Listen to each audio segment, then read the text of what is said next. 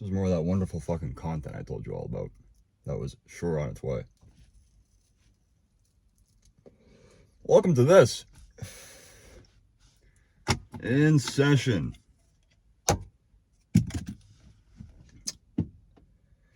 Let's start off by getting this out of the way. This is not a smoker's podcast. This is another one of my crude experiments in podcasting. It's just a lounge time period. It's just something you visit whenever it comes on and you sit around. You can smoke, you cannot smoke. It doesn't make a difference. We're not doing any niche type gimmicky shit like, today's strain of the day is Caribbean butt fuck. Indica hybrid. Predominant terpene is semen. Who needs to do that? Smoking is it can easily become one's personality. I have encountered that issue plenty of times. Whereas though you get to a point with it, and this perhaps calls for it to be defined as a problem.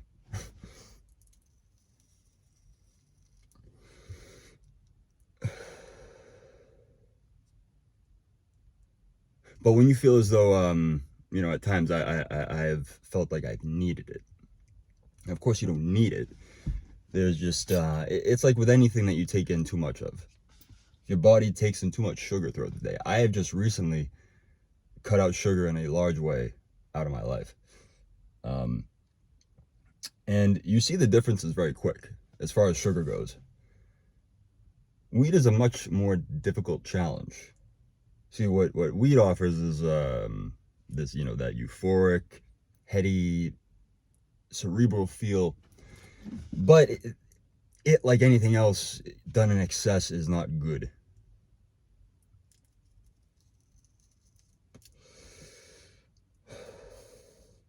You know what I saw the other day? I was going to actually introduce this project too.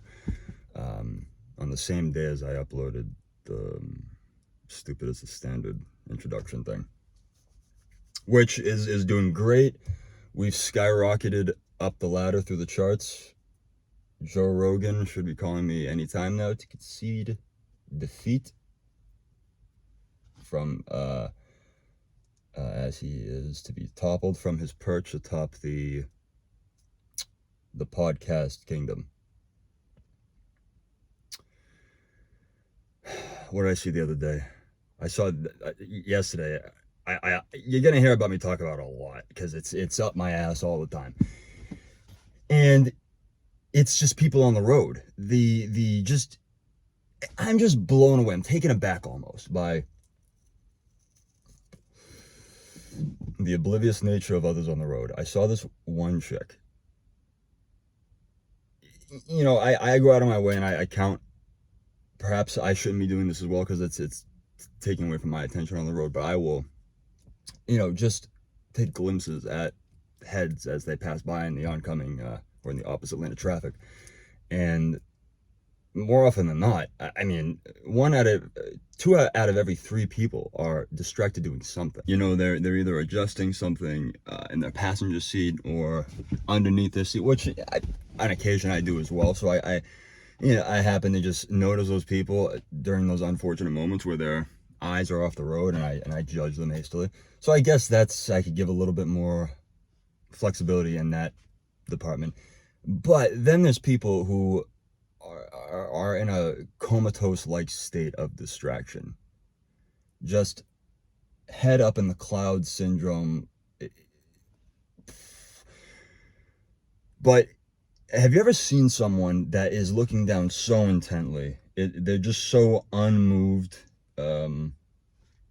bodily as they're driving at perhaps 40, 45 miles an hour. And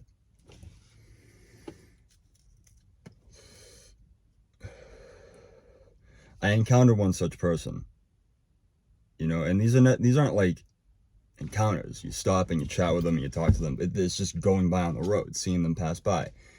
And this one woman, she perhaps was in her early 20s, I would assume. Just from that quick, probably mid-20s. You know, she had her head down, looking so like she was just somewhere else in that moment. She wasn't in her car on the road, aware that she was on the road inside this at least 2,000-pound SUV, driving and going past others in the road. And she has her head down like nothing. It's just an unshakable dedication to not paying attention. She was like deeply elsewhere. Like she was typing in a fucking Jane Austen quote into her Instagram bio or some shit. Wild stuff. And other than that, though, it's just people on their phone. People will just have their phones up in front of them like this, playing with it. And I see that so often. You people must think I'm an animal. I wasn't even aware of like gashing my joint here, but yeah, I'm gonna have to class it up next time and get one of those plastic ashtrays from Tedeschi's.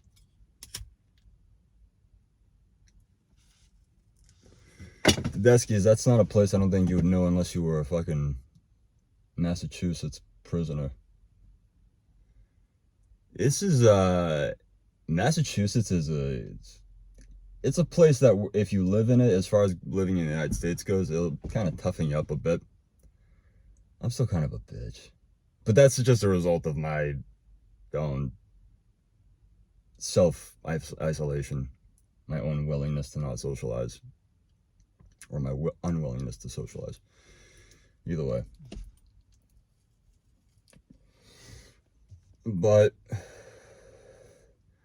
I wanted to do this because, you know, it's not like I'm not just trying to get on here to show you me smoking. I'm smoking a joint. Who cares? It's weed. Weed isn't cool anymore the same way it used to be. It really is.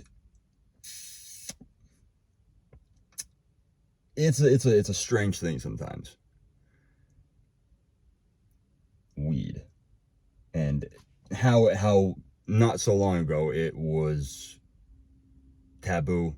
It was largely just see, this is the other issue with weed. Your word finding skills decrease significantly, and your inarticulation increases by about 20-fold.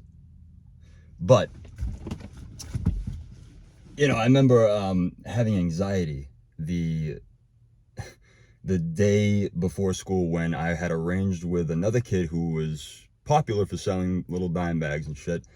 This is the first time I'd ever bought weed. I was in the 9th grade, and I was nervous as anything. You know, I had the money with me. I was preparing for it, psyching myself up for it, mental preparedness all the day prior, until it would just boil down to a quick handoff of goods to one another, and that would be it. But it was just the anxiety, and it was that juvenile thrill of doing something bad. I mentioned I was like 14 at the time. So, you know, I had been a piece of shit throughout my my time from, you know, let's just say 1st grade to 8th grade, and I made a lot of stupid mistakes. I guess I could talk about those later on as I grow more comfortable with you and you grow more comfortable with me. But I think I'm gonna go over a couple things. I had a couple things I want to talk about. They're kind of funny to me. So, and just basically, it's just there was such a stigma surrounding. See what I'm saying? Weird inarticulation. It's going up. I'm finding my way there by getting lost. Find your way there by getting lost. Nice.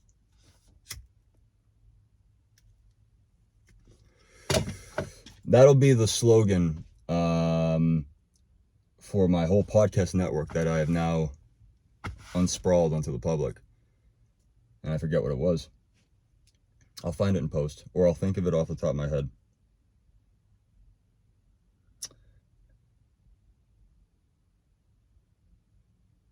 Get lost to find yourself here. Whoa, oh, fuck, dude, I can't remember what I said. This might be an issue. This may not be a format that will hold, but we'll see. Perhaps I can get better at mental retention while I smoke. I should read more. As someone who loves to write, I admittedly don't read enough. I read, but not as much as I feel I should be. Fuck off over there.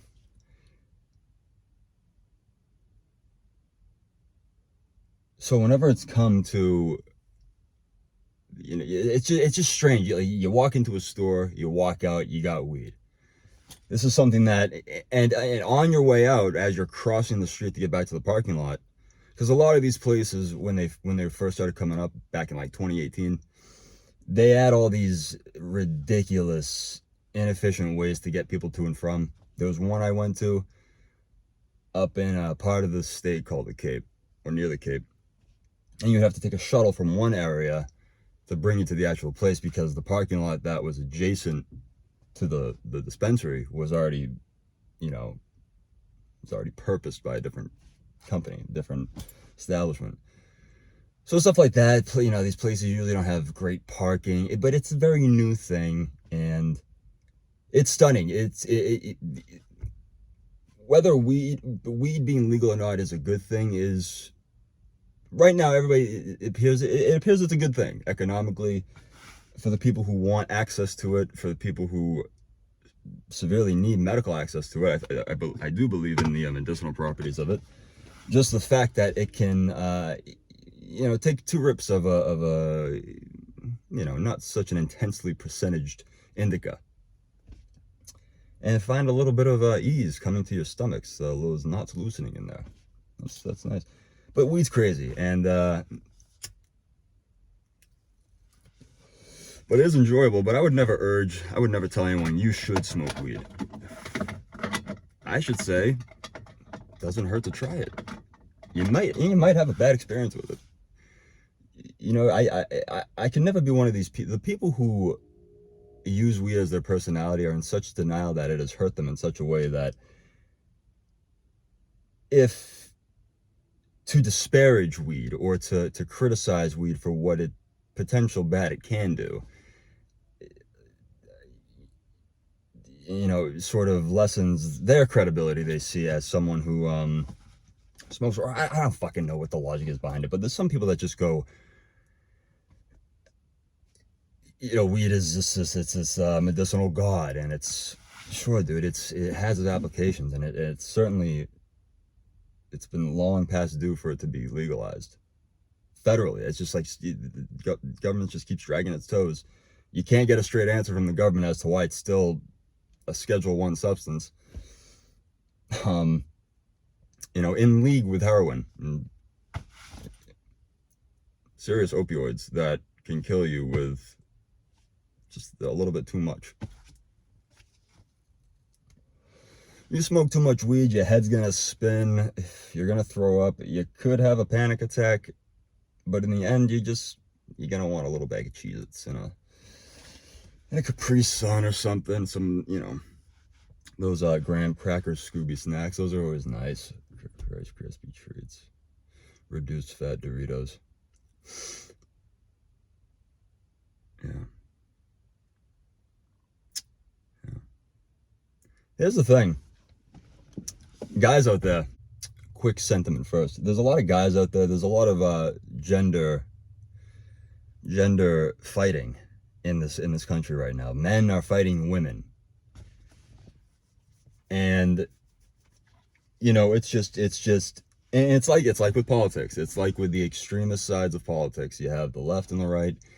You have the manosphere, and then you have third wave feminism. Both of which are toxic to their respective genders. the Andrew Tate characters that exist in society and in social media, the fresh and fit type characters. These guys that are offering you advice that they think is tried and tested, and like they're convinced, they think they've convinced smarter people that they're not just fucking bullshitting. Wait a minute, no, I'm sorry.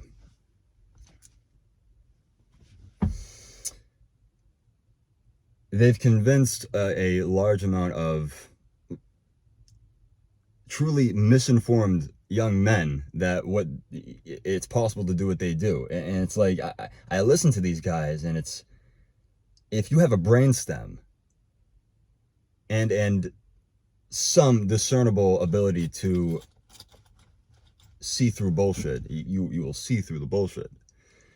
And Andrew Tate, these guys go on talking about their lives as if they talk about what they did to become them, and then they pass off that knowledge to these other guys, these very hopeless young men who are not being driven in a balanced direction. They're being balanced by extremes, and that causes dissension. That causes you to, I'm not going to use the word misogyny because it's a buzzword, but you do, if you're not careful with how you take in certain information, or if you're taking in completely the wrong information, you're just going to see the other side, which in this case is the opposite gender, as evil.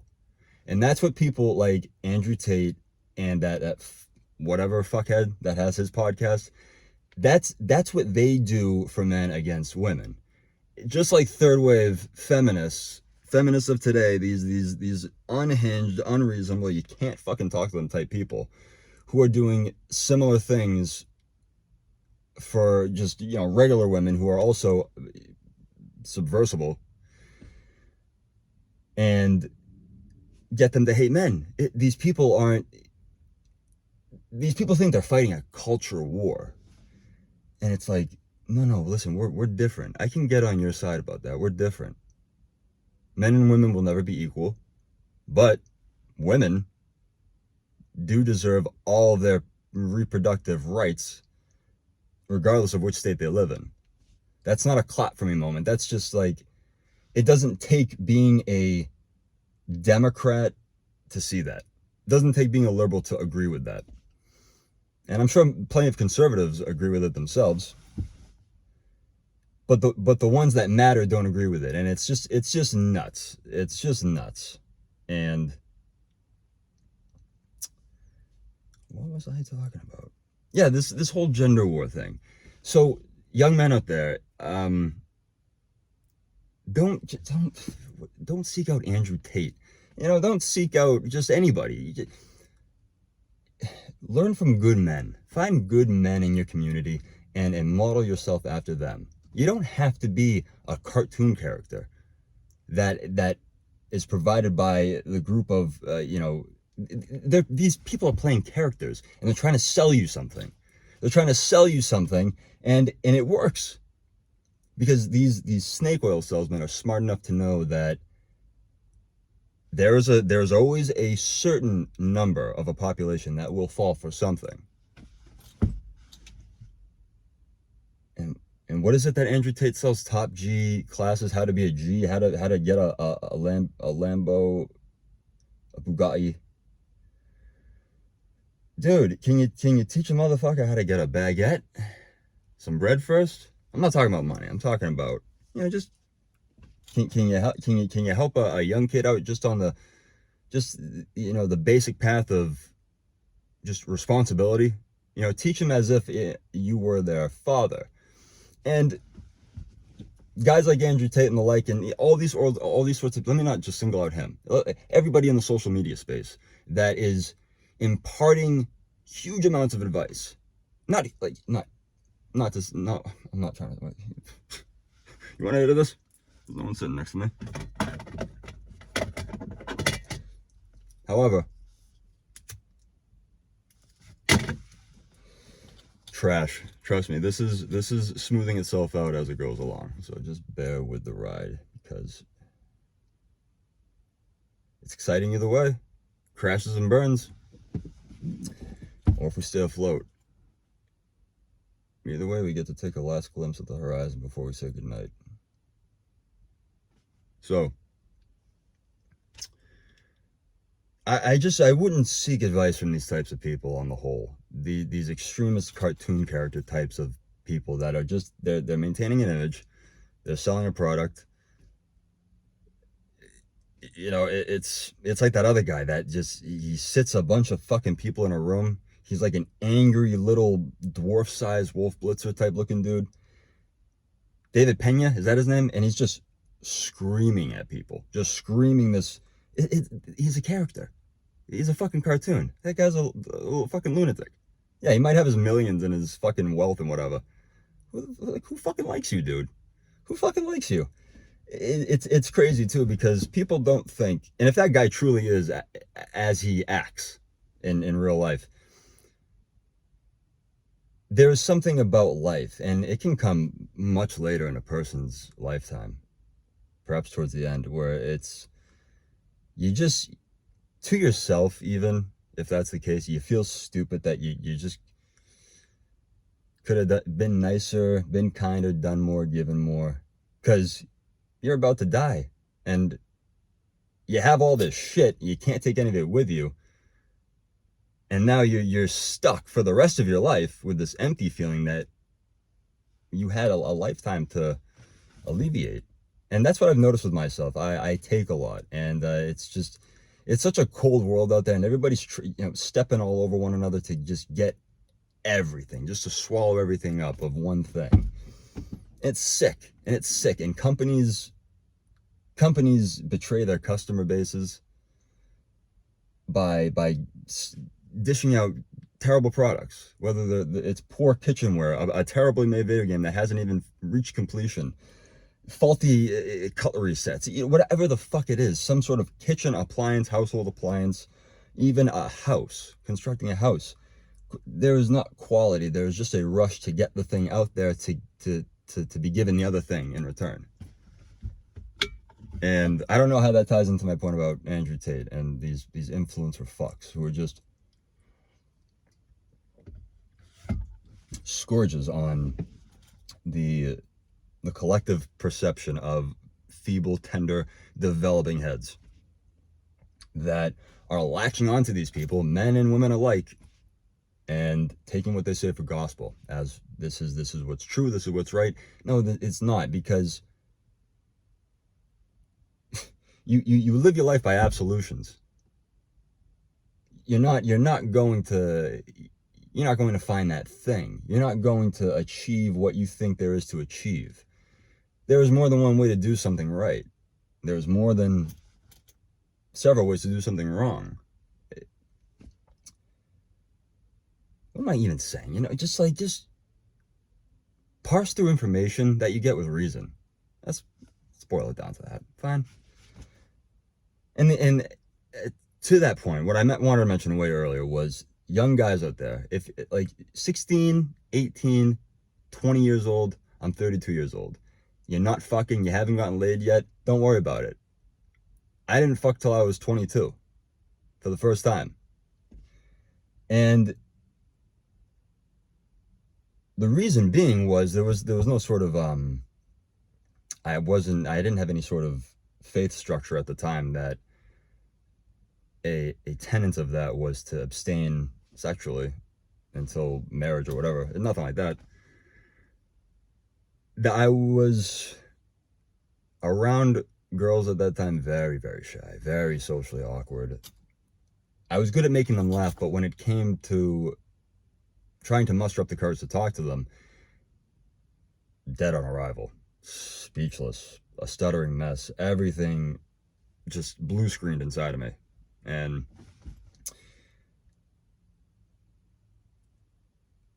it's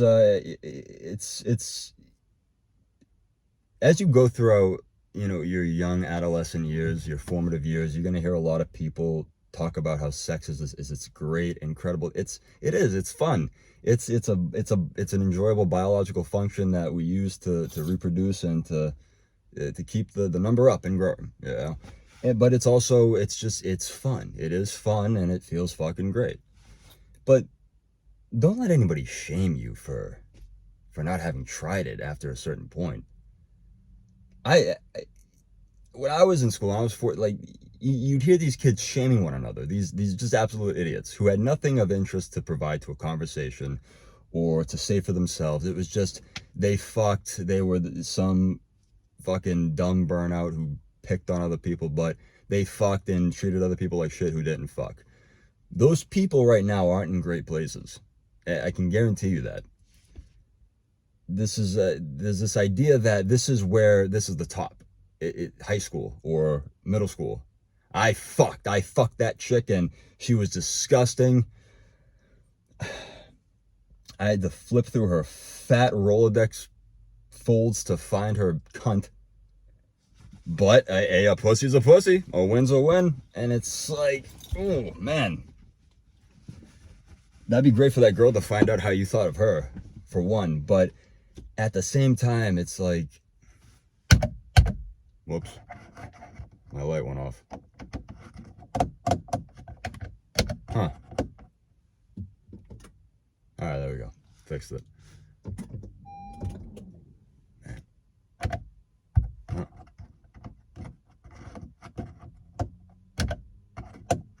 All right. Figure this out. We're going to keep it under 30. Don't worry. I got this all encapsulated in this few minutes. Go. So, the thing about sex is, don't worry about it. It'll happen to you when it happens to you. Don't feel pressured to just find someone to ask to just do it with. Just like, don't make it worth something, because that's what it used to be. It's like, yeah, not like the whole like, oh, it has to be special. And it's like, it doesn't have to be special, but just don't go out of your way to try to lose your virginity for the wrong reasons. Because you just want to tell the guys the next day, hey, you fucked. And the chances that they won't even believe you anyways are fucking likely. Because they can tell, they can smell it on you how badly you want to not be a virgin. And it's like, don't fucking worry about it. Don't care about it. Don't care about it. It's like, sex will happen. And it's like, there was plenty of points in my life where I thought this would never happen to me. I'm never gonna fuck. I'm gonna be a virgin forever. And I accepted that. And I even went as far as to describe myself as an asexual, because I wasn't getting pussy. So I just compromised myself. I said, fuck it. I haven't fucked up until this point. I'm just gonna call myself an asexual. Now, I'm not accusing anybody of anything, but a lot of people that are attaching a certain sexuality to themselves perhaps could be doing it for those reasons, that they are lacking something, or that they have too in excess of something. It's like, which I feel for those individuals, and I hope they can find their way to a sense of peacefulness in their minds and in their hearts, because it's tough. Not knowing who you are must be a fucking torturous thing to go through. So that's that. Ended up turning into a trans topic at the tapering though.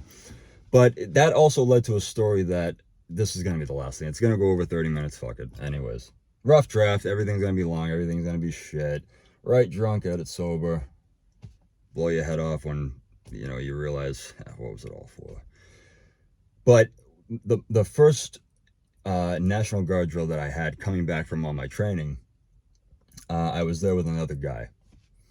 And unbeknownst to us, we would be subjected to, depending on how we handled it, a pretty humiliating situation. But it was sort of like a hazing thing, and you certainly can't get away with this anymore. I think him and I were one of the last few new recruits that had come in that they were allowed to do this to. So this one kid, and mind you, I'm 22 at the time, they set up a chair and they sit it down, and they have you describe the first time you've ever had sex. And it's just a very army military thing to do. It's love it or hate it. That is part of the culture back then. Dudes talking about all the shit that dudes think about in their head on their own. When we're together, it's just, that's what happens.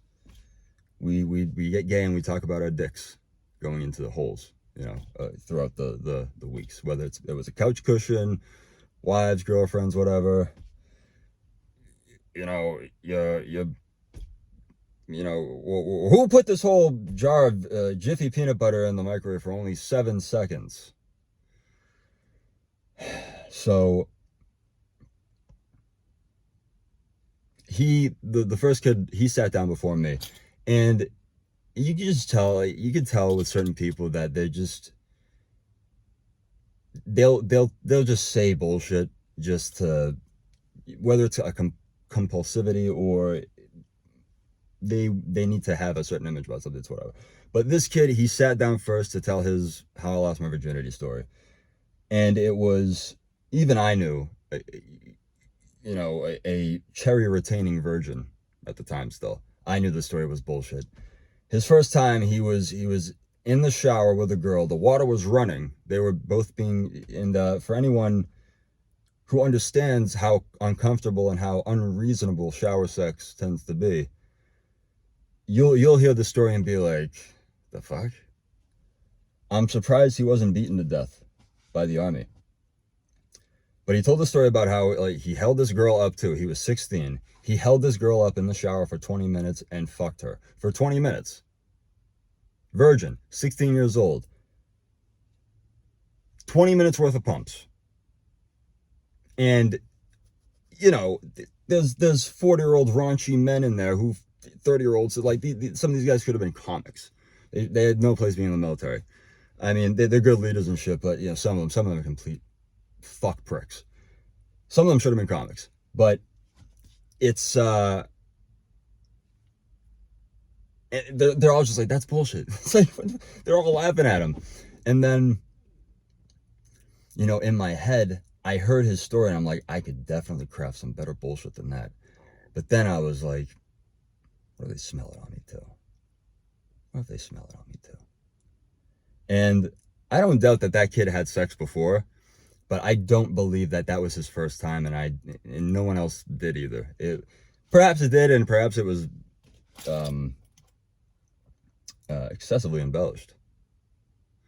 But then it was my turn. Like, go ahead, Poe, sit on down, tell us a story. I said, well, I actually don't have a story. I'm actually a virgin. And I said it like that. I was just, and everybody was like, what, really? What? And then my sergeant, Sergeant Michael Clark, I miss him. If you ever stumble upon this fuckhead, I miss you. I love you. I hope you're doing well. Bro, he was the first to just come forward and dap me up and be like, that's fucking badass, dude. They had never heard someone so openly admit that they were a virgin. And I was like, what's the point of lying? What's the point of lying? You're gonna tell. And I'm glad I went that route because, I was like, all right, I told them I was a virgin. I'm telling you guys I was a virgin up until a certain point. It's like, it was never anything I was ashamed of because it was never ever something that I had to constantly think about attaining. It wasn't on my radar in terms of like, this is something I really want to do. No, what I really wanted to do was play Kingdom Hearts 2 for the 20th time and complete Jiminy's Journal and draw and write and pretend I was the lead singer of my favorite metal bands when I was by myself in the house and no one else was home. I had the music blared. So yeah, it's like, if you're anxious, if you're feeling nervous about, like, you're getting up there in age a little bit, you feel, and you haven't had those close experiences with someone that you really like being with, like other people have, don't worry about it. You got your life ahead of you. And if it's that terrible of a focus for you, you need to find something else to focus on. Pour yourself into something that will relieve that angst, that frustration of, when will it happen? And it just will. And you have to work at it. You have to listen. I don't care what what the Andrew Tates of the world have to say. You have to court a nice woman. You have to treat her nice, and you want to be treated nicely back in return. Obviously, there needs to be some sort of equality, of decency, But the extremists of the gender war, the ever more steepening in mental retardation gender war will tell you different. However, yeah, I told you if you go past 30 minutes, 35 minutes, whatever. We'll do another 40, fuck it. But yeah, that's a fun story. So that was fun. That was great. And there was one other thing I was going to tell you. I don't remember what it was. Well, it doesn't matter. It's crazy. Oh, yeah, here's the other one. It's just like, it's a far cry from what we were just talking about. Completely. So I have felt like a terrible parent lately. Not because I'm mean to my kids or I hit them, I yell at them. You know, I do tend to raise my voice, but you know, nothing like uproarious, nothing like a deep guttural growling scream at them. You know, that's not what any kid needs to experience. That's just terrible. It's terrifying. I can't stop eating their snacks. They get all the best shit. They get all the best shit. We buy them all the best shit. I buy myself these fucking Kind bars that taste like cardboard that someone poured fucking, you know, what drainage leavings from the garbage disposal and sprinkled sugar on top of it. None of it's good shit for you. But they get good shit. They have this thing called acidophilus. Acidophilus in their yogurt pouches. Their yogurt pouches, their little Danimals, their Go-Gurts. They get all this good shit. Pokemon gummies. You get them all this good shit. I'm not allowed to eat any of it. My wife gets pissed at me. She'll go to give, you know, our daughter or our son a pack of snacks, and there's only 3 left. What the fuck, babe? And I'm just like, sorry. You know, it's like one of those things. Like, you did wrong. You defeated right then and there. It's just like, I'm sorry, I won't do it again. And it's like the 50th time I said I won't do it again in regards to that, and I just keep doing it. Because it's so easy, and sugar calls me in a way that I am still struggling with. It is in a much bigger way than it ever has found its way out of my life. So I'm happy about that. So yeah. But I just wanted to, you know, talk about that because sometimes even I'll realize how much of a piece of shit I am for having taken their snacks, because they'll ask me for one and it'll be me who's going to get them one. I go into the little bin inside the fridge where we have all the pouches collected. Oh, there's all different varieties. Smoothie pouches, Paw Patrol pouches, cotton candy flavor pouches. It's just not fair. I'm looking at this. It's like, you know, both me and my wife's guilty of this too, but not as heavily as I. But we would take what we would call the parent tax, which is you take a cut because you were the purveyor of the food. You bought the food. All right, you bought the snacks. You opened it up. You pulled that little stupid plastic thing that says tear here where it's already sort of perforated, so it's really not that hard. You did that for them. You got it out of the fridge for them. You fought with them to say, please, can I have this? And then they finally did. And it's like, you don't expect me to sneak a sip of the juice, take a sip out of the straw of your juicy juice or your Danimals. It's like, come on, we're living in the real world. Up until a certain point, our daughter was okay with that. She would just look at it, us taking a bite or taking a sip, and then we give it to her, and she's like, okay. Eventually, like, as she got older, and you would eat it. This is where she was starting to find her voice. You would try to go ahead and take a bite, and she'd be like, ah. And that was like, hey, what's going on here? What's going on? It's like, give me my snack. This is it's snack time for me, dickhead. Dad, what's wrong with you, asshole? Give me my snack. And then it's like, don't eat my shit, Dad. Don't eat my shit. If it even looks like I'm trying to bring it up to my face to take a sip from the juice box or to take some of the, you know, to swig some of the, you know, whatever the fuck it is, whatever snack she has, some like, you know, puffs, those little vegetable Sesame Street puffs. You just take a fucking handful of them and they just dissolve in your mouth, and they're so zesty and delicious. It's like, why do, you know, these toddlers get all the good shit? They're gonna be ruined. They're not gonna want to eat their vegetables. It's me. I suffered through eating all that shit when I was little.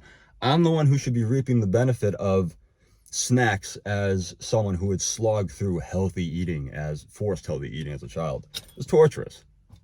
Who wants to be forced to eat healthily? And now they're going through it, and it's like you got to appreciate the food that's good that doesn't taste good before you get to appreciate the shit that is delicious but is shit. So yeah, it's like, overall I've come to the conclusion that I'm not wrong for eating their snacks. I am